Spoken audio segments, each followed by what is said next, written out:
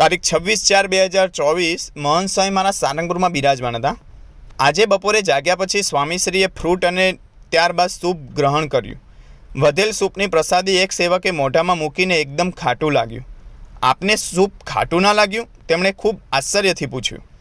સ્વામીશ્રીએ નિર્લેપ ભાવે કહ્યું, પતી ગયું. ચિત્ત હતું નહીં એટલે ખબર ના પડી. ચિત્ત સાંભળવામાં હતું. સ્વામીશ્રી ફ્રૂટ અને સૂપ અંગીકાર કરતા પણ જીવનચરિત્ર અને પ્રવચન સાંભળે છે તેની વાત તેઓ કરી રહ્યા હતા. કથા શ્રવણનો કેવો ગજબનો ઈશક અને કેવી દેહાતીત તેમની સ્થિતિ.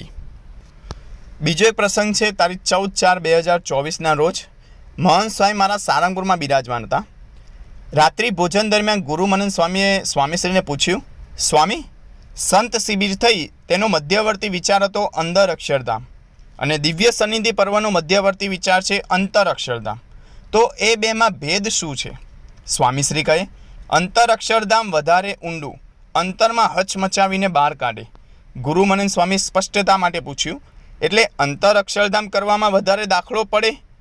મનન ચિંતન, નિયમ ધર્મની દ્રઢતા, પ્રાપ્તિનો વિચાર, મહિમાનો વિચાર, એ બધું. સ્વામીશ્રી કહે, બધી સાધના જ એ છે. ખરી સાધના તો આ જ છે, અંતરદ્રષ્ટિ. ગુરુમનન સ્વામી આગળ પૂછ્યું, અને અંતર અક્ષરધામ થઈ જાય એટલે તે એકાંતિકને ભ્રમરૂપ થઈ ગયો? સ્વામીશ્રીએ તરત જ હા કહી.